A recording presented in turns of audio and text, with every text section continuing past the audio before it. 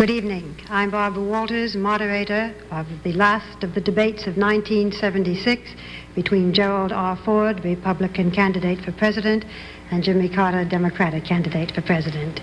Welcome, President Ford. Welcome, Governor Carter. And thank you for joining us this evening. This debate takes place before an audience in Phi Beta Kappa Memorial Hall on the campus of the College of William and Mary in historic Williamsburg, Virginia.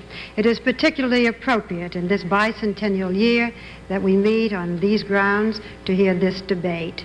200 years ago, 5 William and Mary students met at nearby Raleigh Tavern to form Phi Beta Kappa, a fraternity designed, they wrote, to search out and dispel the clouds of falsehood by debating without reserve the issues of the day. In that spirit of debate without reserve to dispel the clouds of falsehood, gentlemen, let us proceed. The subject matter of this debate is open, covering all issues and topics. Our questioners tonight are Joseph Kraft, syndicated columnist, Robert Maynard, editorial writer for the Washington Post, and Jack Nelson, Washington bureau chief of the Los Angeles Times. The ground rules tonight are as follows. Questioners will alternate questions between the candidates. A candidate has up to 2.5 minutes to answer the question. The other candidate then has up to 2 minutes to respond. If necessary, a questioner may ask a follow-up question for further clarification, and in that case, the candidate has up to 2 minutes to respond. As was initially agreed to by both candidates, the answers should be responsive to the particular questions. Finally, each candidate has up to 3 minutes for a closing statement.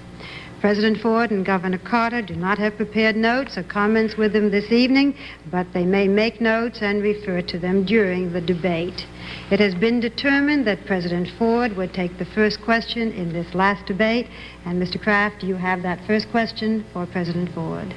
Mr. President, I assume that the Americans all know that these are difficult times and that there's no pie in the sky and that they don't expect something for nothing. So I'd like to ask you as a first question, as you look ahead in the next 4 years, what sacrifices are you going to call on the American people to make? What price are you going to ask them to pay to realize your objectives? Let me add, Governor Carter, that if you felt that it was appropriate to answer that question in your comments as to what price it would be appropriate for the American people to pay for a Carter administration, I think that would be proper too. Mr. President. Well, Mr. Kraft, I believe that the American people in the next 4 years under a Ford administration will be called upon to make those necessary sacrifices to preserve the peace which we have, which means, of course, that we will have to maintain an adequate military capability, which means, of course, that we will have to add, I think, a few $1 billion to our defense appropriations to make certain that we have adequate strategic forces, adequate conventional forces. I think the American people will be called upon to be in the forefront in giving leadership to the solution of those problems that must be solved in the Middle East, in Southern Africa, and any problems that might arise in the Pacific. The American people will be called upon to tighten their belts a bit in meeting some of the problems that we face domestically. I don't think that America can go on a big spending spree with a whole lot of new programs that would add significantly to the federal budget.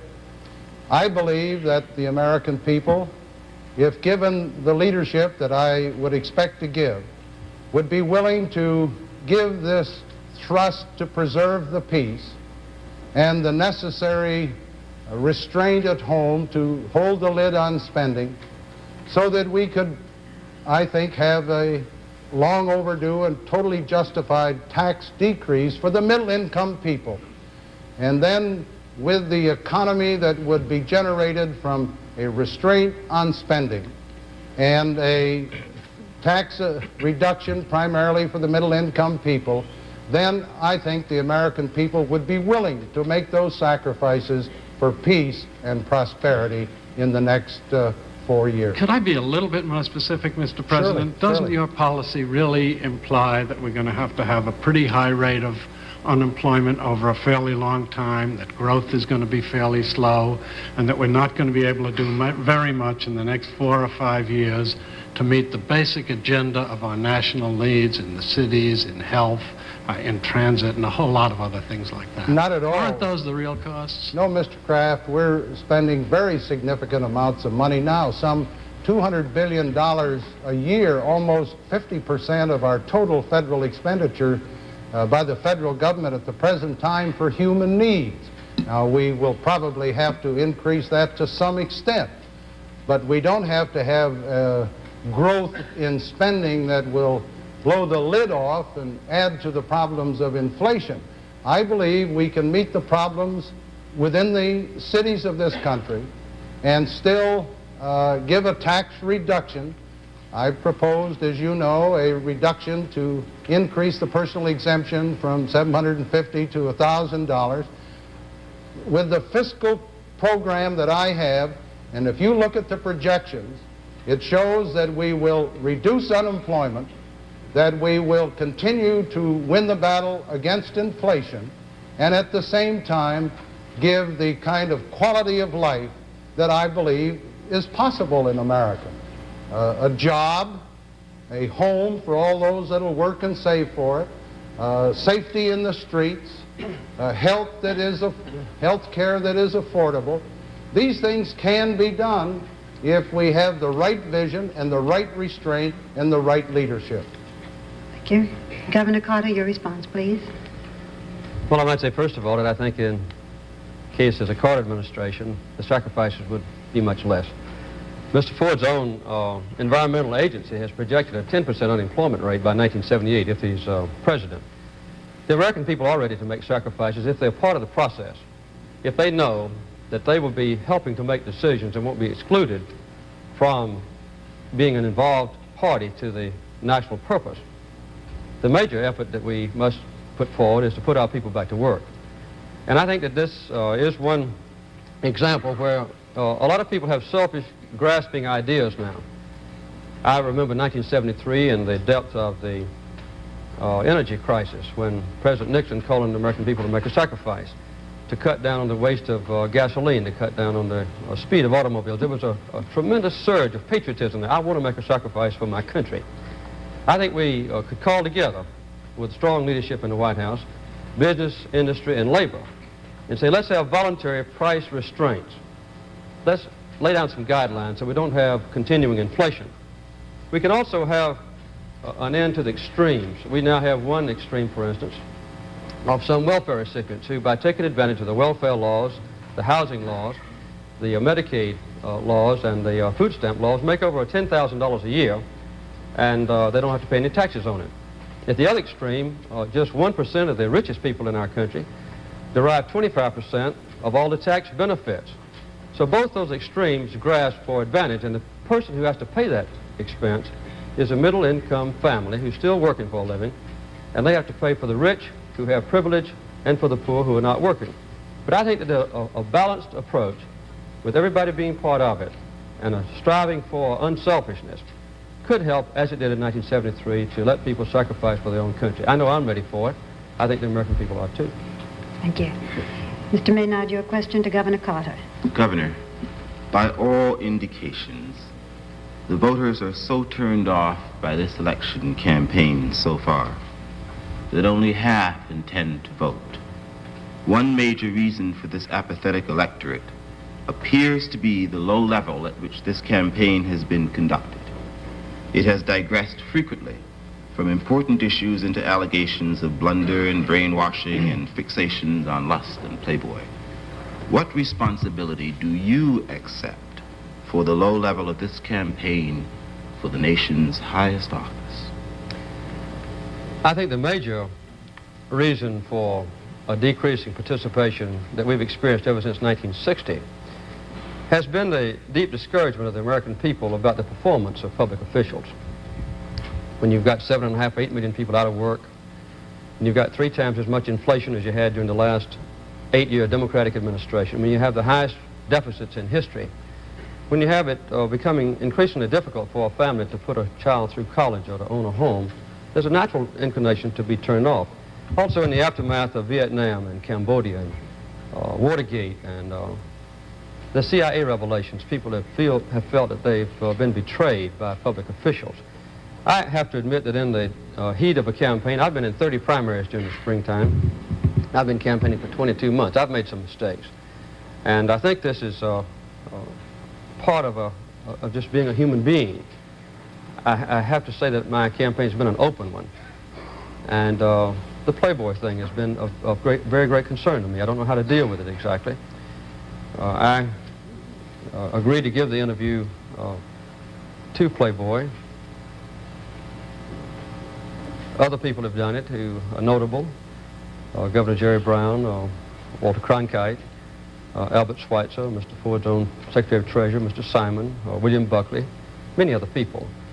But they weren't running for president. And in retrospect, from hindsight, I would not have given that interview had I had to do it over again.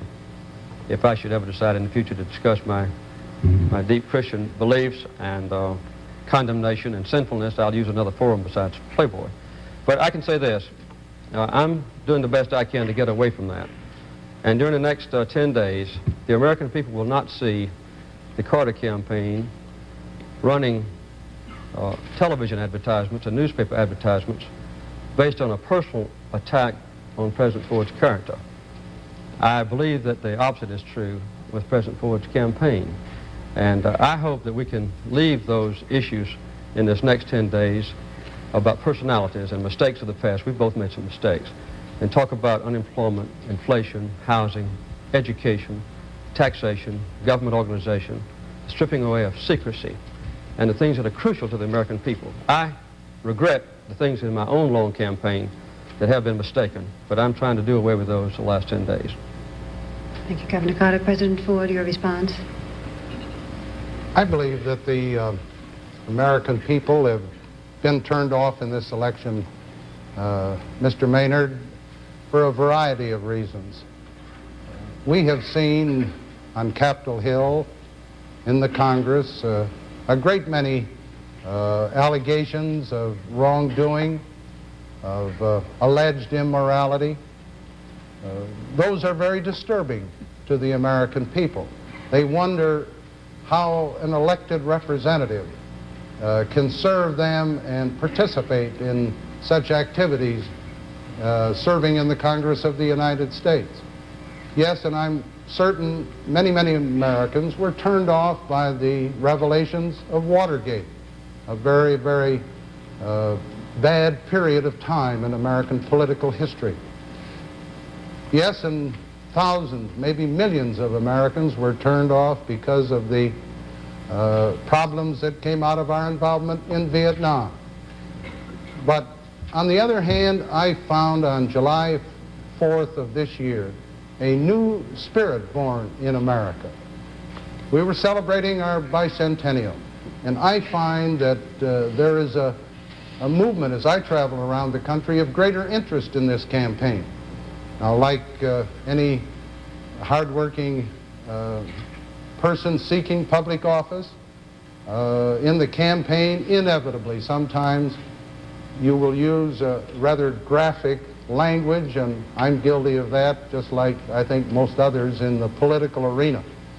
But I do make a pledge that in the next 10 days, when we're asking the American people to make one of the most important decisions in their lifetime, because I think this election is one of the most vital in the history of America, that we do together what we can to stimulate voter participation. Thank you, President Ford. Mr. Nelson, your question to President Ford. Mr. President, you mentioned Watergate, and you became president because of Watergate. So don't you owe the American people a special obligation to explain in detail your role of limiting one of the original investigations of Watergate, that was the one by the House Banking Committee? And I know you've answered questions on this before, but there are questions that still remain, and I think people want to know what your role was. Will you name the persons you talked to in connection with that investigation? And since you say you have no recollection of talking to anyone from the White House, would you be willing to open for examination the White House tapes of conversations during that period? Well, Mr. Nelson, I testified before 2 committees, House and Senate, on precisely the questions that you have asked. And the testimony under oath was to the effect that I did not talk to Mr. Nixon, to Mr. Haldeman, to Mr. Ehrlichman, or to any of the people at the White House. I said I had no recollection whatsoever of talking with any of the White House legislative liaison people. I indicated under oath that the initiative that I took was at the request of the ranking members of the House Banking and Currency Committee on the Republican side, which was a legitimate request and a proper response by me. Now that was gone into by 2 congressional committees, and following that investigation, both committees overwhelmingly approved me, and both the House and the Senate did likewise.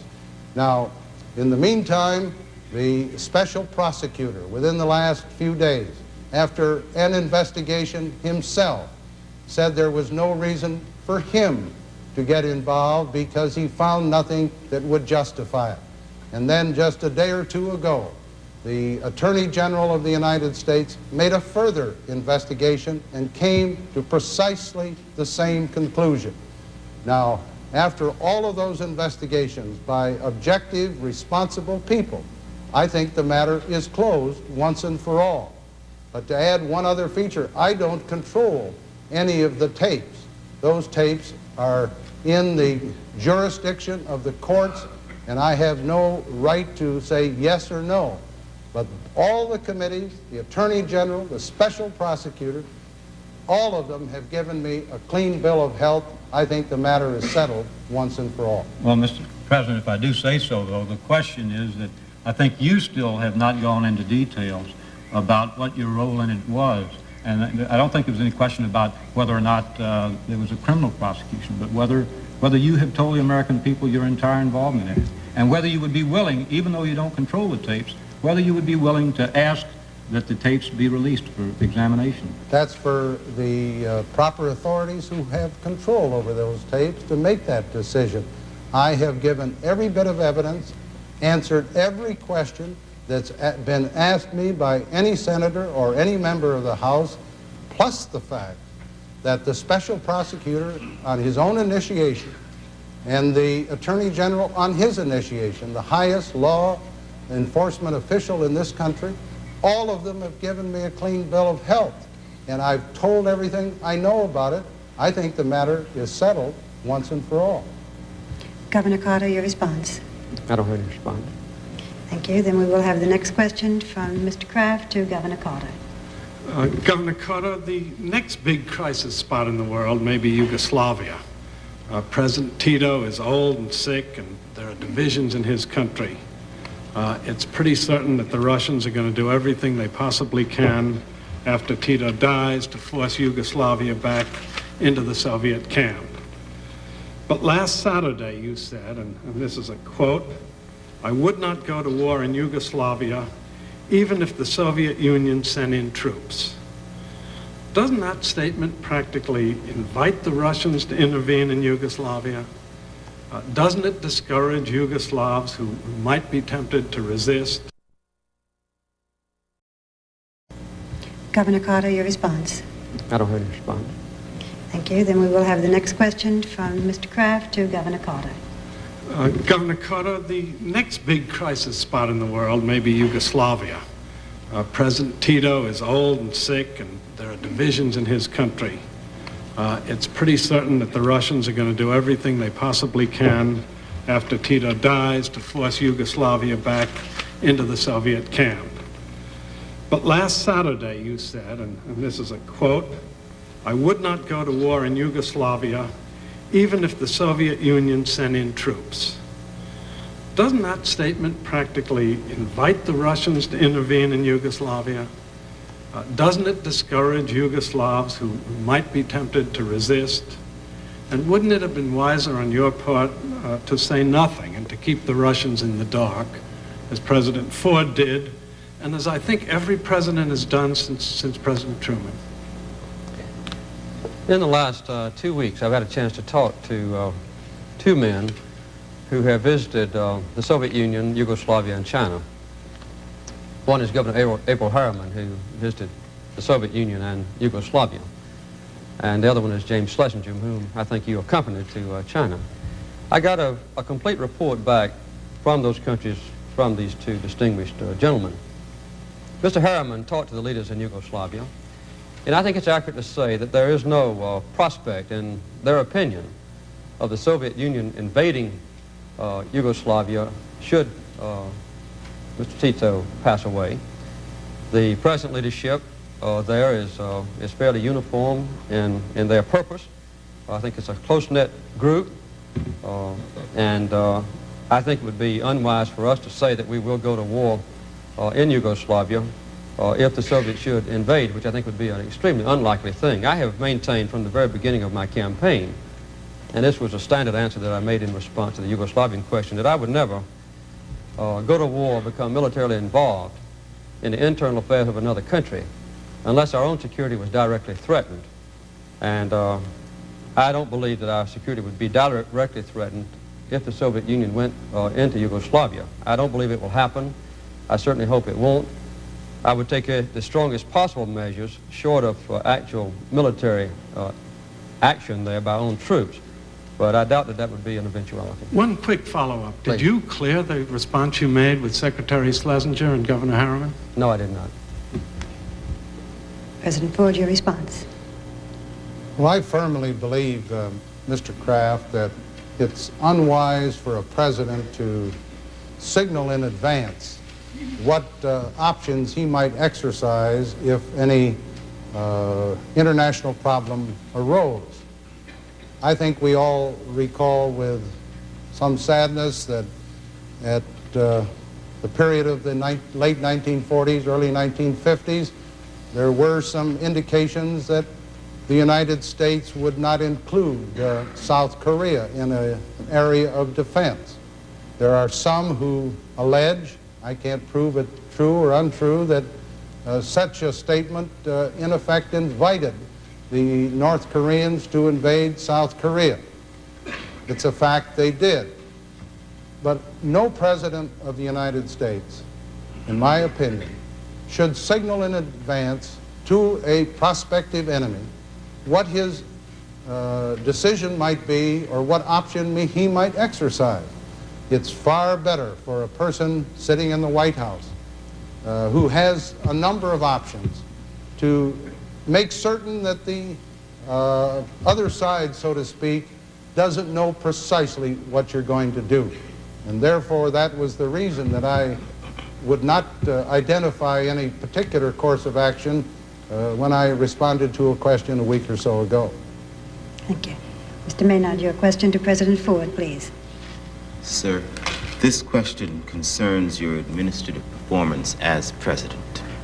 The other day, General George Brown, the chairman of the Joint Chiefs of Staff, delivered his views on several sensitive subjects, among them Great Britain, one of this country's oldest allies. He said, and I quote him now, "Great Britain, it's a pathetic thing. It just makes you cry. They are no longer a world power. All they have are generals, admirals, and bands," end quote. Since General Brown's comments have caused this country embarrassment in the past, why is he still this nation's leading military officer? I have indicated to General Brown that the words that he used in that interview, in that particular case and in several others, were very ill-advised. And General Brown has indicated his apology, his regrets, and I think that will, in this situation, settle the matter. It is tragic that the full transcript of that interview was not released and that there were excerpts, some of the excerpts, taken out of context. Not this one, however, that you bring up.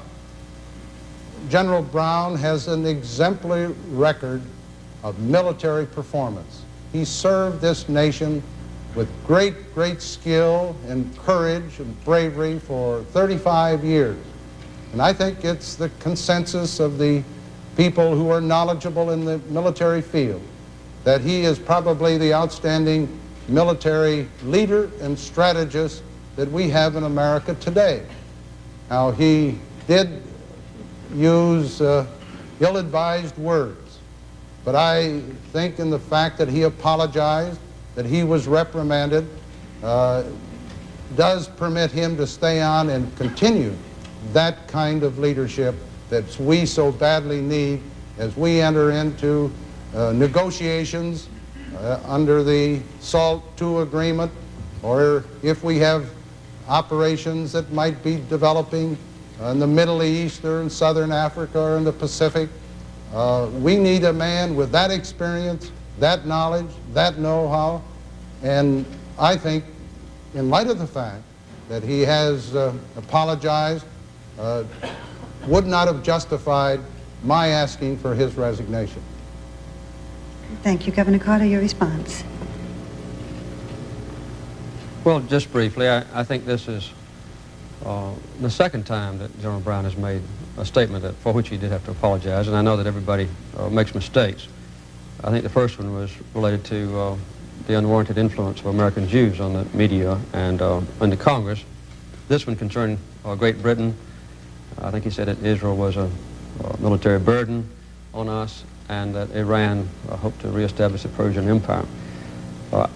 I'm not sure that I remembered earlier that President Ford had expressed his concern about the statement or apologized for it.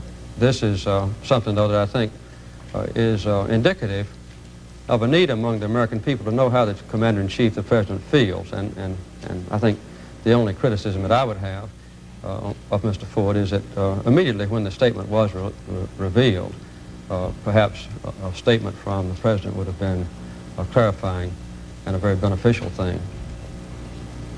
Mr. Nelson, your question now to Governor Carter.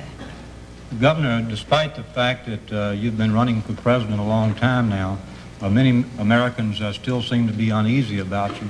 They don't feel that they know you or the people around you. And one problem seems to be that you haven't reached out to bring people of broad background or national experience into your campaign or your presidential plans. Most of the people around you on a day-to-day basis are people you've known in Georgia. Many of them are young and relatively inexperienced in national affairs. And doesn't this raise a serious question as to whether you would bring into a Carter administration people with the necessary background to run the federal government? I don't believe it does. I began campaigning 22 months ago. At that time, nobody thought I had a chance to win. Very few people knew who I was. I came from a tiny town, as you know, Plains, and didn't hold public office, didn't have very much money. And my first organization was just 4 or 5 people, plus my wife and my children, my 3 sons and their wives. And we won the nomination by going out into the streets, barbershops, beauty parlors, restaurants, stores, in factory shift lines, also in farmers markets and livestock sale barns. And we talked a lot and we listened a lot, and we learned from the American people. And we built up an awareness among the voters of this country, particularly those in whose primaries I entered, 30 of them, nobody's ever done that before, about who I was and what I stood for. Now we have a very, very wide-ranging group of advisors who help me prepare for these debates and who teach me about international economics and foreign affairs, defense matters, health, education, welfare, government reorganization. I'd say several hundred of them. And they are very fine and very highly qualified. The one major decision that I have made since acquiring the nomination, and I share this with President Ford, is the choice of the Vice President. I think this would be indicative of the kind of leaders that I would choose to help me if I am elected. I chose Senator Walter Mondale. And the only criterion that I ever put forward in my own mind was who among the several million people in this country would be the best person qualified to be president if something should happen to me, and to join me in being vice president if I should serve out my term. And I'm convinced now, more than I was when I got the nomination, that Walter Mondale was the right choice. And I believe this is a good indication of the kind of people I would choose in the future. Mr. Ford has had that same choice to make. I don't want to say anything critical of Senator Dole, but I've never heard Mr. Ford say that that was his primary consideration. Who is the best person I could choose in this country to be President of the United States?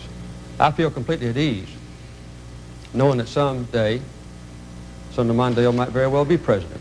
In the last 5 vice presidential nominees, incumbents, 3 of them have become president. But I think this is indicative of what I would do. President Ford, your response, please. The governor may not have heard my established criteria for the selection of a vice president, but it was a well-established criteria that the person I selected would be fully qualified to be President of the United States. And Senator Bob Dole is so qualified. 16 years in the House of Representatives and in the Senate. Very high responsibilities on important committees. I don't mean to be critical of Senator Mondale, but I was very, very surprised when I read that Senator Mondale made a very derogatory, very personal comment about General Brown after the news story that broke about General Brown. If my recollection is correct, he indicated that General Brown was not qualified to be a sewer commissioner. I don't think that's a proper way to describe a chairman of the Joint Chiefs of Staff who has fought for his country for 35 years, and I'm sure the governor would agree with me on that. I think Senator Dole would show more good judgment and discretion than to so describe a heroic and brave and very outstanding leader of the military. So I think our selection of Bob Dole as vice president is based on merit. And if he should ever become the President of the United States with his vast experience as a member of the House and a member of the Senate, as well as a vice president, I think he would do an outstanding job as President of the United States. Mr. Kraft, your question to President Ford. Mr. President, let me assure you, and maybe some of the viewing audience, that being on this panel hasn't been, as it may seem, all torture and agony. One of the heartening things is that I and my colleagues have received literally hundreds and maybe even thousands of suggested questions from ordinary citizens all across the country who want answers. That's a tribute to their interest in this election. I'll give you that. But let me go on, because one main subject on the minds of all of them has been the environment. And they're particularly curious about your record. People really want to know why you vetoed the strip mining bill. They want to know why you worked against strong controls on auto emissions. They want to know why you aren't doing anything about pollution of the Atlantic Ocean. They want to know why a bipartisan organization such as the National League of Conservation Voters says that when it comes to environmental issues, you are, and I'm quoting, hopeless. First, let me set the record straight. I vetoed the strip mining bill, Mr. Kraft, because it was the overwhelming consensus of knowledgeable people that that strip mining bill would have meant the loss of literally thousands of jobs, something around 140,000 jobs. Number two, that strip mining bill would have severely set back our need for more coal. And Governor Carter has said repeatedly that coal is the resource that we need to use more in the effort to become independent of the Arab oil supplies. So I vetoed it because of a loss of jobs and because it would have interfered with our energy independence program. The auto emissions, it was agreed by Leonard Woodcock, the head of the UAW, and by the heads of all of the automobile industry. We had labor and management together saying that those auto emission standards had to be modified. But let's talk about what the Ford administration has done in the field of environment. I have increased, as president, by over 60% the funding for water treatment plants in the United States, the federal contribution. I have fully funded the Land and Water Conservation Program. In fact, have recommended and the Congress approved a substantially increased Land and Water Conservation Program. I have added in the current year budget the funds for the National Park Service. For example, we proposed about $12 million to add between 400 and 500 more employees for the National Park Service.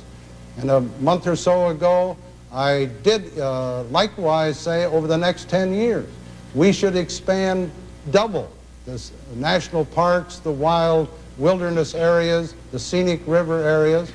And then, of course, the final thing is that I have signed and approved of more scenic rivers, more wilderness areas since I've been president than any other president in the history of the United States. Governor Carter. Well, I might say that I think the League of Conservation Voters is absolutely right.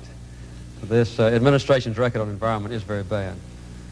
I think it's accurate to say that the strip mining law, which was passed twice by the Congress and was only like 2 votes, I believe, of being overridden, would have been good for the country.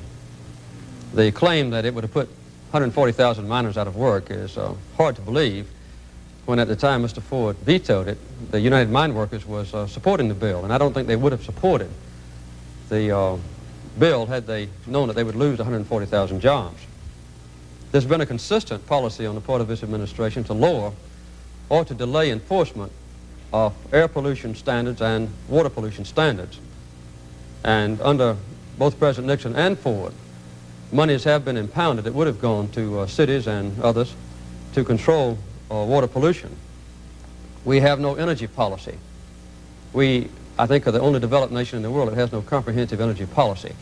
To permit us to plan in an orderly way, had to shift from increasingly scarce energy forms, oil, and have research and development concentrated on the increased use of coal, which I strongly favor. The research and development to be used primarily to make the coal burning be clean. We need a heritage trust program similar to the one we had in Georgia to set aside additional lands that have geological and archaeological importance, natural areas for enjoyment. The lands that Mr. Ford brags about having approved are in Alaska, and they are enormous in size. But as far as the accessibility of them by the American people, it's very far in the future. We've taken no strong position in the control of pollution of our oceans, and I would say the worst threat to the environment of all is nuclear proliferation. And this administration, having been in office now for 2 years or more, has still not taken strong and bold action to stop the proliferation of nuclear waste around the world, particularly plutonium. Those are some brief remarks about the failures of this administration. I would do the opposite in every respect. Mr. Maynard to Governor Carter. Governor, federal policy in this country since World War II has tended to favor the development of suburbs at the great expense of central cities. Does not the federal government now have an affirmative obligation to revitalize the American city? We have heard little in this campaign suggesting that you have an urban reconstruction program. Could you please outline your urban intentions for us tonight? Yes, I'd be glad to. In the first place, as is the case with the environmental policy and energy policy that I just described, and the policy for non-proliferation of nuclear waste, this administration has no urban policy. It's impossible for mayors or governors to cooperate with the president because they can't anticipate what's going to happen next. A mayor of a city like New York, for instance, needs to know 18 months or 2 years ahead of time what responsibility the city will have in administration and in financing, in things like housing, pollution control, crime control, education, welfare, and health. This has not been done, unfortunately. I remember the headline in the Daily News that said, Ford to New York, dropped dead. I think it's very important that our cities know that they have a partner in the federal government. Quite often, Congress has passed laws in the past designed to help people with the ownership of homes and with the control of crime and with adequate health care and better education programs and so forth. Those programs were designed to help those who need it most. And quite often this has been in the very poor people and neighborhoods in the downtown urban centers. Because of the greatly advantaged persons who live in the suburbs, better education, better organization, more articulate, more aware of what the laws are, quite often this money has been channeled out of the downtown centers where it's needed. Also, I favor all revenue sharing money being used for local governments, and also to remove the prohibitions in the use of revenue sharing money so that it can be used to improve education and health care. We have now, for instance, only 7% of the total education cost being financed by the federal government. When the Nixon-Ford administration started, this was 10%. That's a 30% reduction in the portion that the federal government contributes to education in just 8 years. And as you know, the education costs have gone up tremendously. The last point is that the major thrust has got to be to put people back to work. We've got an extraordinarily high unemployment rate among downtown, urban, ghetto areas, particularly among the very poor, and particularly among minority groups, sometimes 50 or 60%. And the concentration of employment opportunities in those areas would help greatly not only to re-establish the tax base, but also to help reduce the extraordinary welfare costs. One of the major responsibilities on the shoulders of New York City is to finance welfare. And I favor the shifting of the welfare cost away from the local governments altogether. And over a longer period of time, that the federal government begin to absorb part of it that's now paid by the state governments. Those things would help a great deal with the cities, but we still have a very serious problem there. President Ford. Let me speak out very strongly. The Ford administration does have a very comprehensive program to help our major metropolitan areas. I fought for, and the Congress finally went along with, a general revenue sharing program whereby cities and states, the cities 2/3 and the states 1/3, get over $6 billion a year in cash for which they can provide many, many services, whatever they really want. In addition, we in the federal government make available to cities about $3.3 billion in what we call community development. In addition, as a result of my pressure on the Congress, we got a major mass transit program over a 4-year period, $11.8 billion. We have a good housing program that will result in cutting the down payments by 50% and having mortgage payments lower at the beginning of any mortgage period. We're expanding our homestead housing program. The net result is, we think under Carla Hills, who's the chairman of my urban development and neighborhood revitalization program, we will really do a first-class job in helping the communities throughout the country.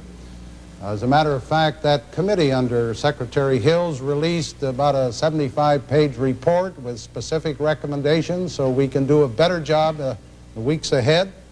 And in addition, the tax program of the Ford administration, which provides an incentive for industry to move into our major metropolitan areas, into the inner cities, will bring jobs where people are and help to revitalize those cities as they can be.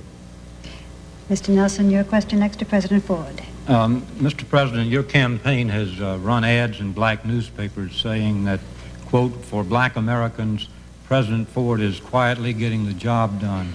Yet study after study has shown little progress in desegregation and, in fact, actual increases in segregated schools and housing in the Northeast. Now, civil rights groups have complained repeatedly that there's been a lack of progress and commitment to an integrated society during your administration. So how are you getting the job done for blacks and other minorities, and what programs do you have in mind for the next 4 years? Let me say at the outset, I'm very proud of the record of this administration. In the cabinet, I have one of the outstanding, I think, administrators. as the Secretary of Transportation, Bill Coleman. You're familiar, I'm sure, with the recognition given in the Air Force to General James, and there was just approved a 3-star admiral, the first in the history of the United States Navy. So we are giving full recognition to individuals of quality in the Ford administration in positions of great responsibility. In addition, the Department of Justice is fully enforcing effectively the Voting Rights Act, the legislation that involves jobs, housing for minorities, not only blacks, but all others. The Department of HUD is enforcing the new legislation that that takes care of redlining. What we're doing is saying that there are opportunities, business opportunities, educational opportunities, responsibilities, where people with talent, black or any other minority, can fully qualify. The Office of Minority Business in the Department of Commerce has made available more money in trying to help black businessmen or other minority businessmen than any other administration since the office was established. The Office of Small Business under Mr. Kobolinsky has a very massive program trying to help the black community, the individual who wants to start a business or expand his business as a black businessman is able to borrow either directly or with guaranteed loans. I believe on the record that this administration has been responsive and we have carried out the law to the letter, and I'm proud of the record. Governor Carter, your response, please. The description just made of this administration's record is hard to recognize. I think it's accurate to say that Mr. Ford voted against the Voting Rights Acts and against the Civil Rights Acts in their debative stage. I think once it was assured they were going to pass, he finally voted for it. This country changed drastically in 1969 when the terms of John Kennedy and Lyndon Johnson were over and Richard Nixon and Gerald Ford became the presidents. There was a time when there was hope for those who were poor and downtrodden and who were elderly or who were ill or who were in minority groups. Well, that time has been gone. I think the greatest thing that ever happened to the South was the passage of the Civil Rights Act and the opening up of opportunities to black people of a chance to vote, to hold a job, to buy a house, to go to school, and to participate in public affairs. It not only liberated black people, but it also liberated the whites.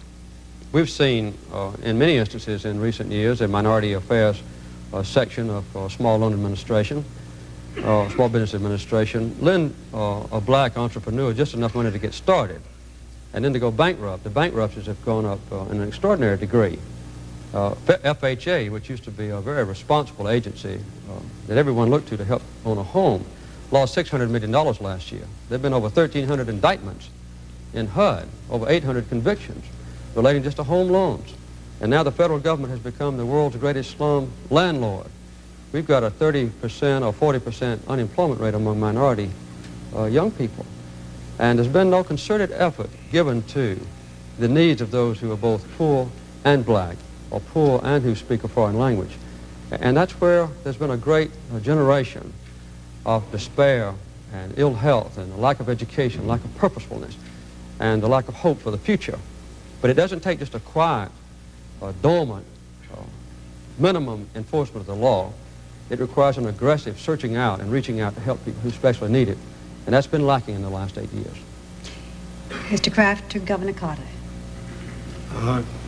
Governor Carter, in the nearly 200-year history of the Constitution, there have been only, I think it's 25 amendments, most of them on issues of the very broadest principle.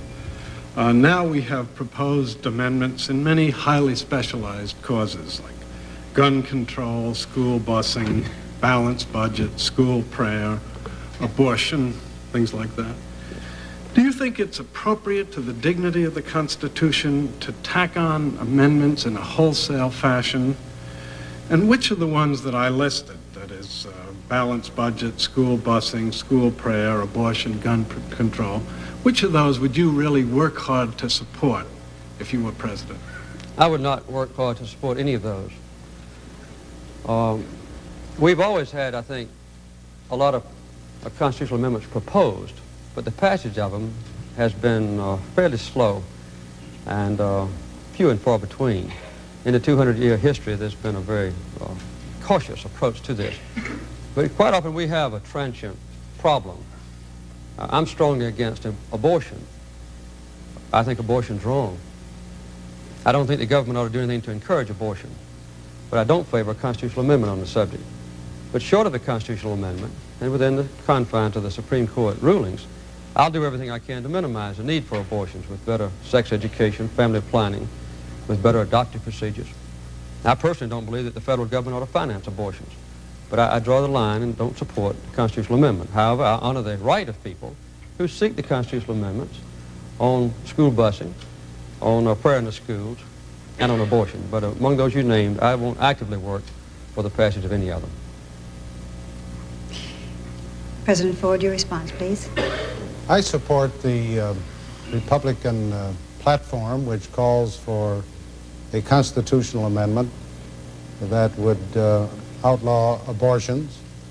I favor the particular constitutional amendment that would turn over to the states the individual right of the voters in those states, the chance to make a decision by public referendum.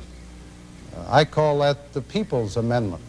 I think if you really believe that the people of a state ought to make a decision on a matter of this kind, that we ought to have a federal constitutional amendment that would permit each one of the 50 states to make the choice. I think this is a responsible and a proper way to proceed. I believe also that there is some merit to an amendment that Senator Everett Dirksen proposed very frequently, an amendment that would change the court decision as far as voluntary prayer in public schools. It seems to me that there should be an opportunity, as long as it's voluntary, as long as there is no compulsion whatsoever, that an individual ought to have that right. So in those two cases, I think such a constitutional amendment would be proper.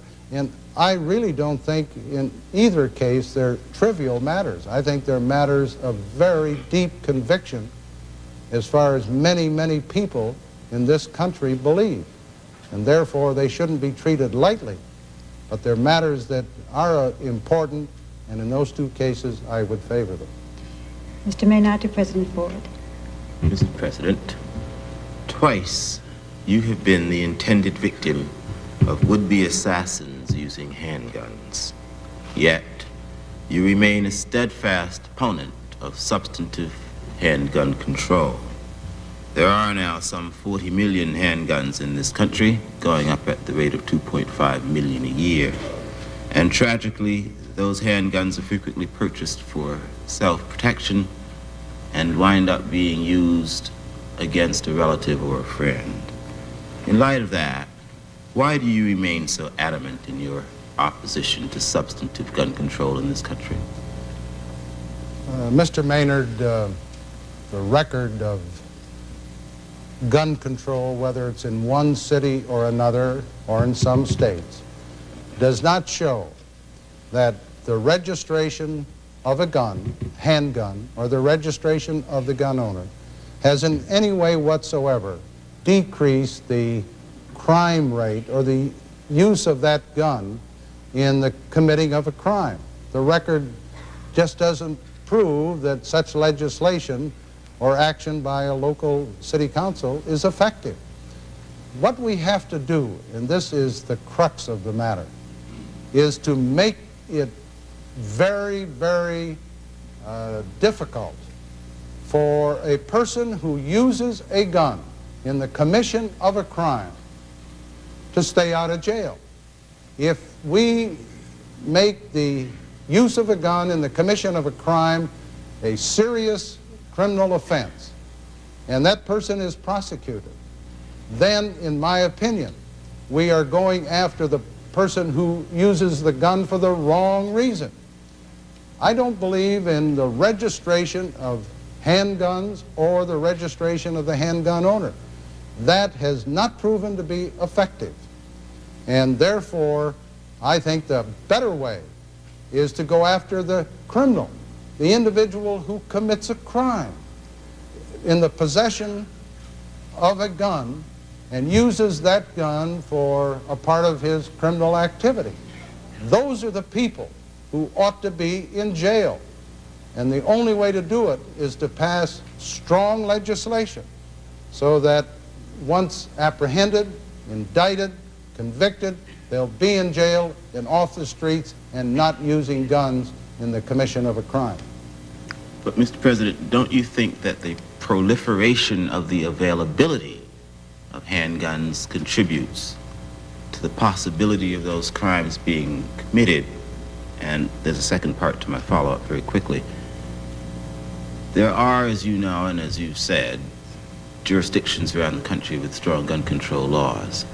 The police officials in those cities contend that if there were a national law to prevent other jurisdictions from providing the weapons that then come into places like New York, that they might have a better handle on the problem. Have you considered that in your analysis of the handgun proliferation problem? Yes, I have, and the individuals that with whom I've consulted have not convinced me that a national registration of handguns or handgun owners will solve the problem you're talking about.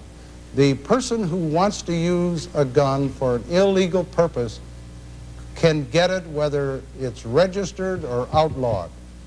They will be obtained, and they are the people who ought to go behind bars. You should not, in the process, penalize the legitimate handgun owner. And when you go through the process of registration, you in effect are penalizing that individual who uses his gun for a very legitimate purpose. Governor Carter. I think it's accurate to say that Mr. Ford's position on gun control has changed. Earlier, Mr. Levy, his Attorney General, put forward a gun control proposal, which Mr. Ford later, I believe, espoused, that called for the prohibition against the sale of the so-called Saturday night specials. And it would have put very strict control over who owned a handgun. I have been a hunter all my life and happen to own both shotguns, rifles, and a handgun.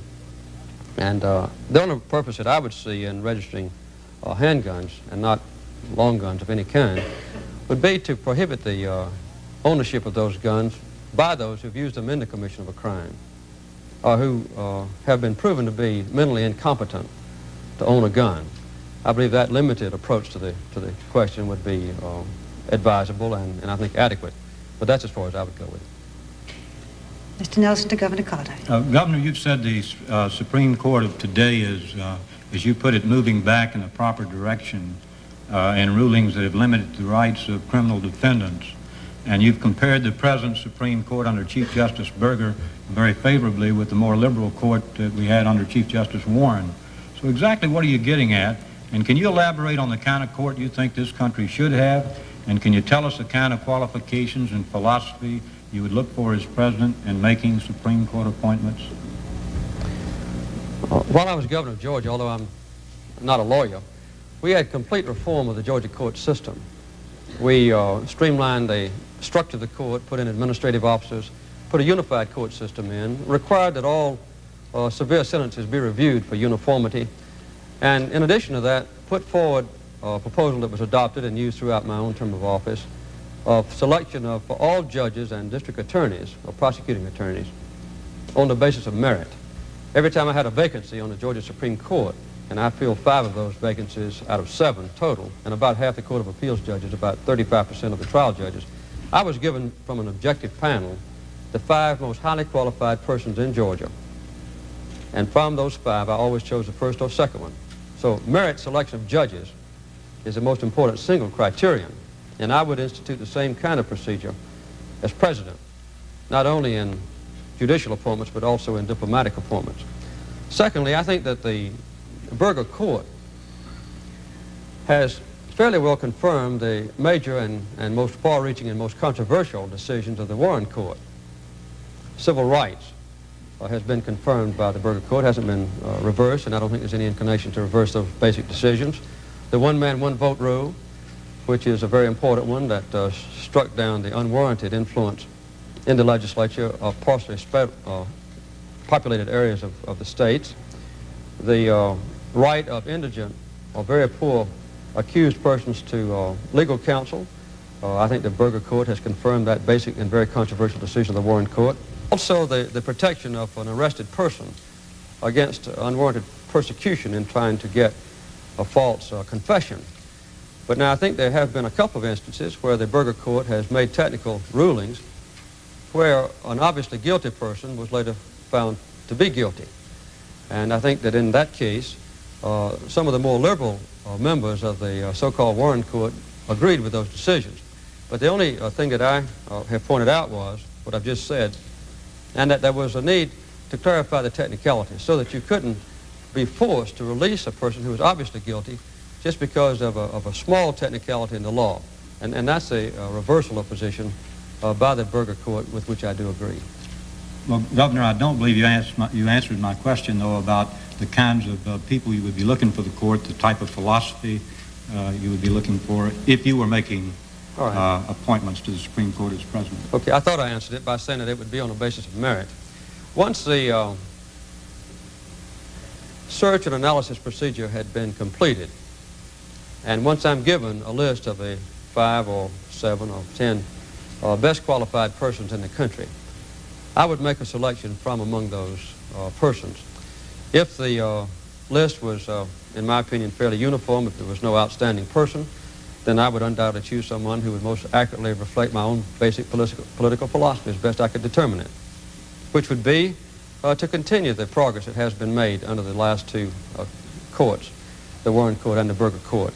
I would also like to completely revise our criminal justice system to do some of the things at the federal level in court reform that I've just described, as has been done in Georgia and other states. And I would like to appoint people who would be interested in helping with that. I know that Chief Justice Berger is. He hasn't had help yet from the administration, from the Congress, to carry this out. The emphasis, I think, of the court system should be to interpret the Constitution and the laws equally between property protection and personal protection. But when there's a very narrow decision, which quite often is one that reaches the Supreme Court, I think the choice should be with human rights. And that would be another factor that I would follow. President Ford. Well, I think the answer as to the kind of person that I would select is obvious. I had one opportunity to nominate an individual to the Supreme Court, and I selected the Circuit Court of Appeals judge from Illinois, John Paul Stevens. I selected him because of his outstanding record as a Circuit Court of Appeals judge, and I was very pleased that an overwhelmingly Democratic United States Senate, after going into his background, came to the conclusion that he was fit and should serve, and the vote in his behalf was overwhelming. So I would say somebody in the format of Justice Stevens would be the kind of an individual that I would select in the future, as I did him in the past. I believe, however, a comment ought to be made about the direction of the Burger Court vis-a-vis the court that preceded it. It seems to me that the Miranda case was a case that really made it very, very difficult for the police, the law enforcement people in this country, to do what they could to make certain that the victim of a crime was protected, and that those that commit crimes were properly handled and sent to jail. The Miranda case, the Berger Court, is gradually changing, and I'm pleased to see that there are some steps being made by the Berger Court to modify the so-called Miranda decision. I might make a correction of what Governor Carter said, speaking of gun control. Yes, it is true. I believe that the sale of Saturday night specials should be cut out, but he wants the registration of handguns. Mr. Kraft. Mr. President, the country is now in something that your advisors call an economic pause. I think to most Americans that sounds like an antiseptic term for low growth, unemployment standstill at a high level, decline in take-home pay, lower factory earnings, more layoffs. Isn't that really a rotten record? And doesn't your administration bear most of the blame for it? Well, Mr. Kraft, I violently disagree with your assessment, and I don't think the record justifies the conclusion that you come to. Let me talk about the economic announcements that were made just this past week. Yes, it was announced that the GNP, real growth, in the third quarter was at 4%. But do you realize that over the last 10 years, that's a higher figure than the average growth during that 10-year period? Now, it's lower than the 9.2% growth in the first quarter, and it's lower than the 5% growth in the second quarter. But every economist, liberal, conservative that I'm familiar with, recognizes that in the fourth quarter of this year and in the first quarter of next year that we'll have an increase in real GNP. But now let's talk about the pluses that came out this week. We had an 18% increase in housing starts. We had a substantial increase in new permits for housing. As a matter of fact, based on the announcement this week, there will be at an annual rate 1,800,000 and some thousand new houses built, which is a tremendous increase over last year and a substantial increase over the earlier part of this year. Now, in addition, we had some very good news in the reduction in the rate of inflation. And inflation hits everybody, those who are working and those who are on welfare. The rate of inflation, as announced just the other day, is under 5%, and the 4.4% that was indicated at the time of the 4% GNP was less than the 5.4%. It means that the American buyer is getting a better bargain today because inflation is less. Mr. President, let me ask you this. There has been an increase in layoffs, and that's something that bothers everybody because even people that have a job are afraid they're going to be fired. Did you predict that that increase in layoffs? Didn't that take you by surprise? Hasn't your administration been surprised by this pause? In fact, haven't you been so obsessed with saving money that you didn't even push the government to spend funds that were allocated? Mr. Kraft, I think the record can be put in this way, which is the way that I think satisfies most Americans.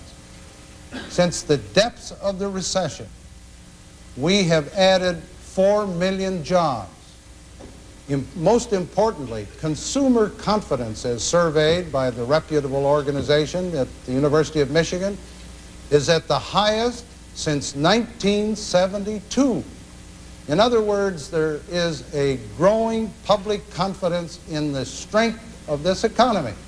And that means that there will be more industrial activity.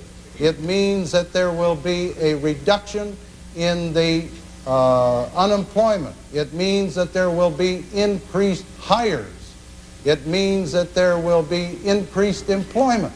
Now, we've had this pause, but most economists, regardless of their political philosophy, indicate that this pause for a month or two was healthy, because we could not have honestly sustained a 9.2% rate of growth which we had in the first quarter of this year. Now, I'd like to point out as well that the United States economic recovery from the recession of a year ago is well ahead of the economic recovery of any major free industrial nation in the world today. We're ahead of all of the Western European countries. We're ahead of Japan. The United States is leading the free world out of the recession that was serious a year and a half ago. We're going to see unemployment going down, more jobs available, and the rate of inflation going down. And I think this is a record that the American people understand and will appreciate. Governor Carter. Well, with all due respect to President Ford, I think he ought to be ashamed of making that statement, because we have the highest unemployment rate now than we had at any time between the Great Depression caused by Herbert Hoover and the time President Ford took office. We've got 7.5 million people out of jobs since he's been in office. 2.5 million more American people have lost their jobs.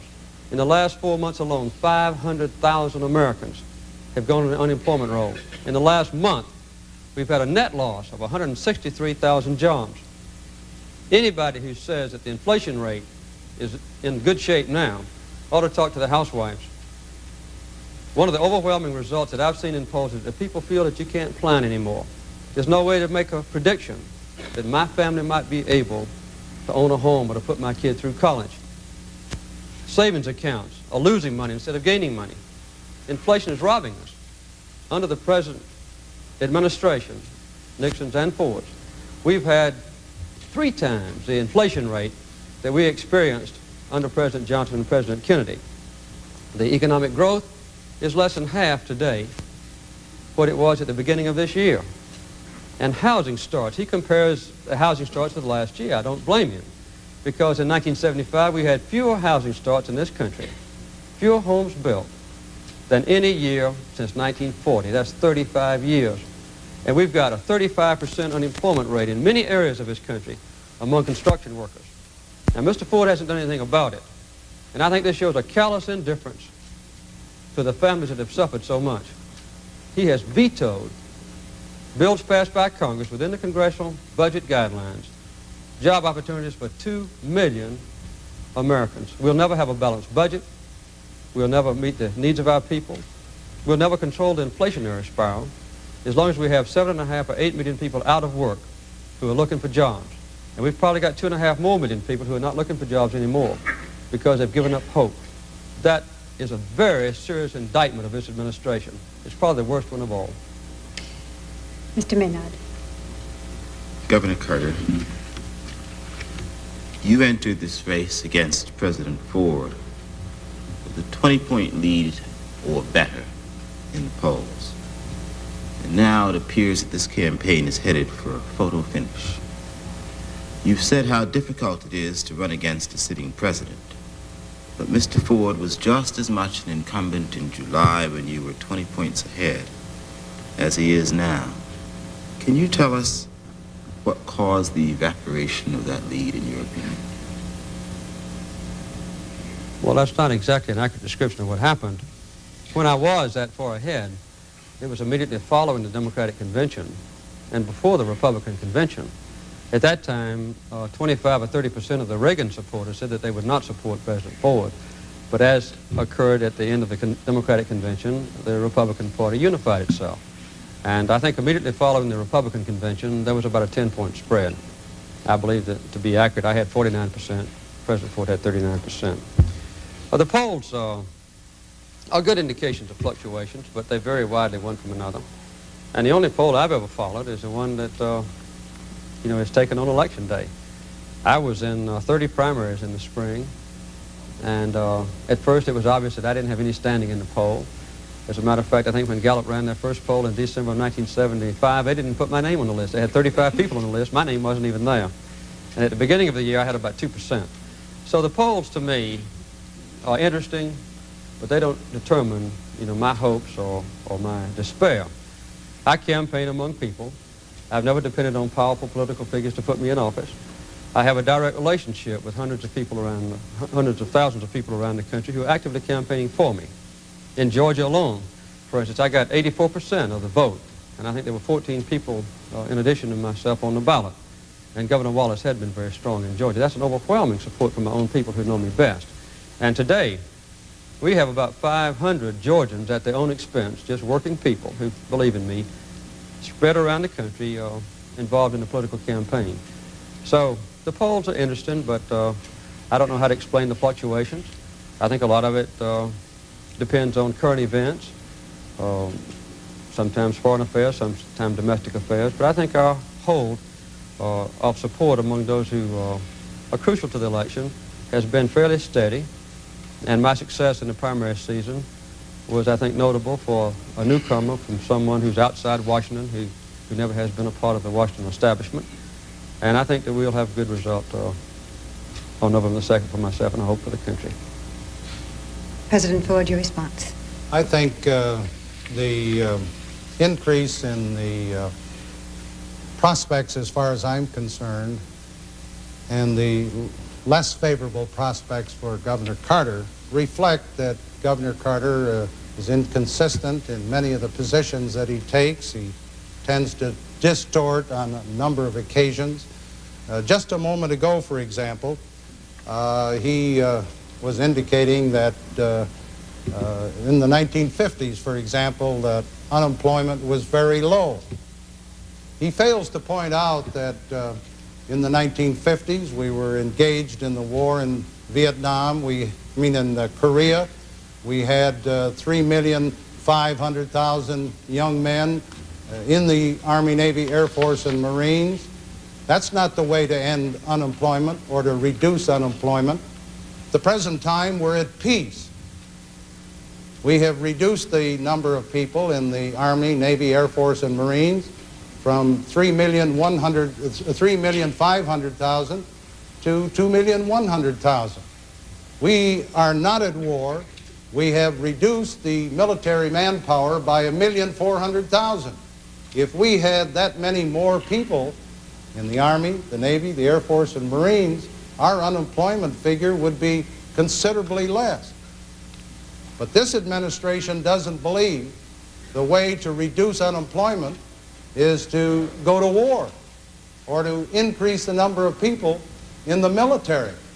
So you cannot compare unemployment, as you sought to, with the present time with the 1950s, because the then administration had people in the military, they were at war, they were fighting overseas, and this administration has reduced the size of the military by 1,400,000.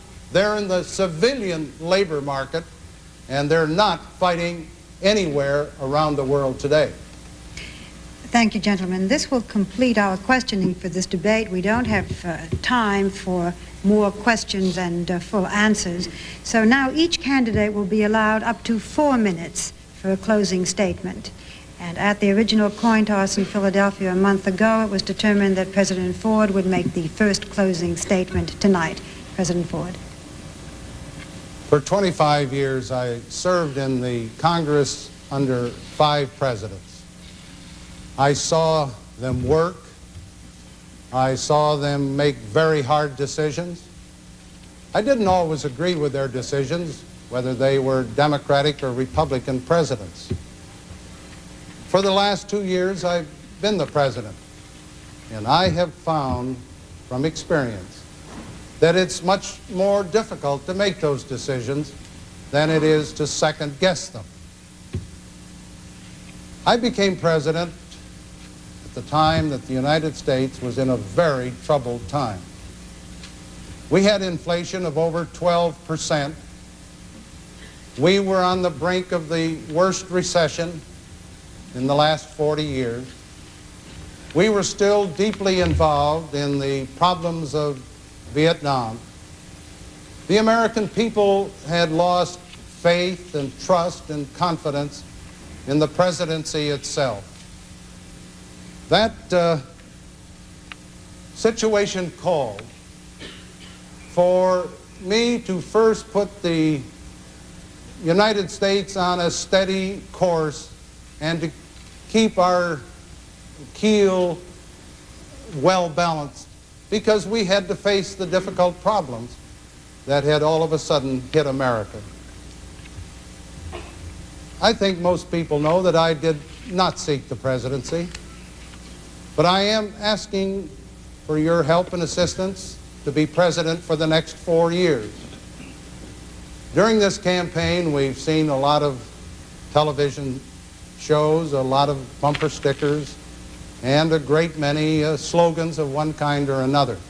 But those are not the things that count. What counts is that the United States celebrated its 200th birthday on July 4th. As a result of that wonderful experience all over the United States, there is a new spirit in America. The American people are healed, are working together. The American people are moving again, and moving in the right direction. We have cut inflation by better than half. We have come out of the recession, and we're well on the road to real prosperity in this country again. There has been a restoration of faith and confidence and trust in the presidency, because I've been open, candid, and forthright.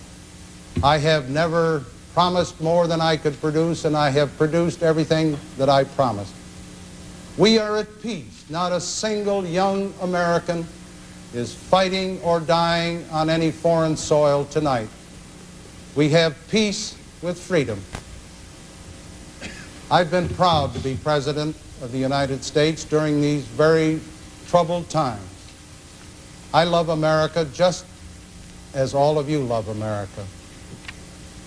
It would be the highest honor for me to have your support on November 2nd, and for you to say, Jerry Ford, you've done a good job. Keep on doing it.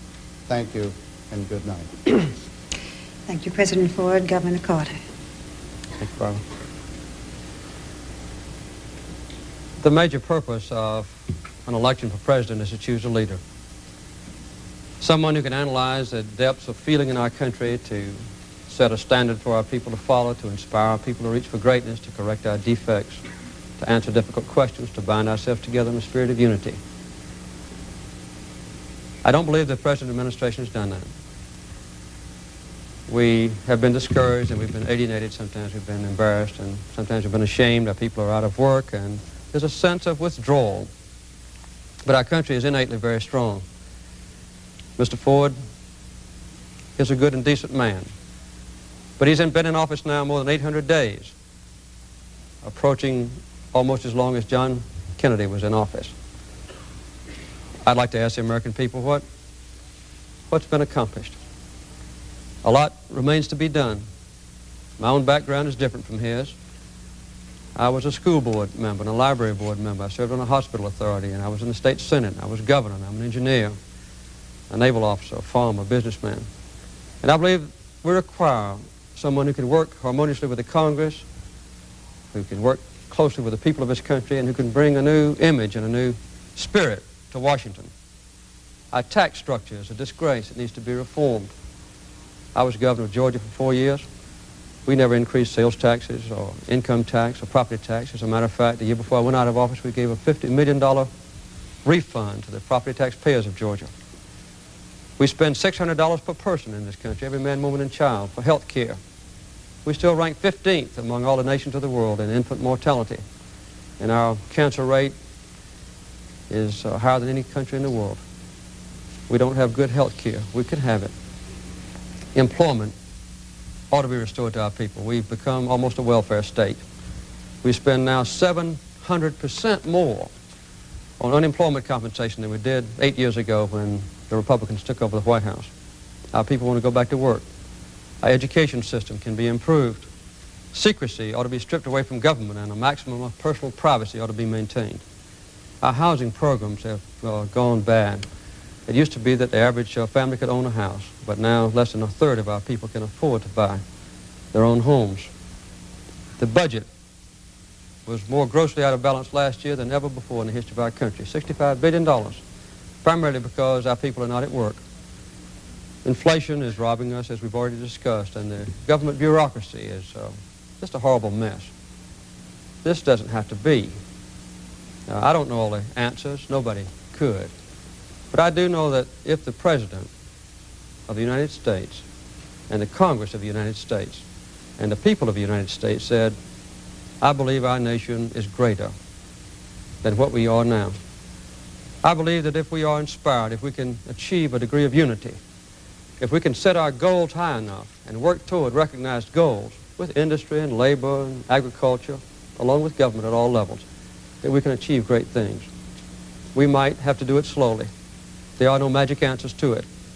But I believe together we can make great progress. We can correct our difficult mistakes and answer those very tough questions. I believe in the greatness of our country. And I believe the American people are ready for a change in Washington. We've been drifting too long. We've been dormant too long. We've been discouraged too long. And we have not set an example for our own people, but I believe that we can now establish in the White House a good relationship with Congress, a good relationship with our people, set very high goals for our country, and with inspiration and hard work, we can achieve great things. And let the world know that's very important. But more importantly, let the people in our own country realize that we still live in the greatest nation on earth. Thank you very much. Thank you, Governor Carter, and thank you, President Ford.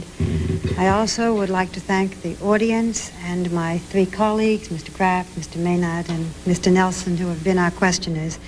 This debate has, of course, been seen by millions of Americans, and in addition, tonight is being broadcast to 113 nations throughout the world. This concludes the 1976 presidential debates, a truly remarkable exercise in democracy. For this is the first time in 16 years that the presidential candidates have debated.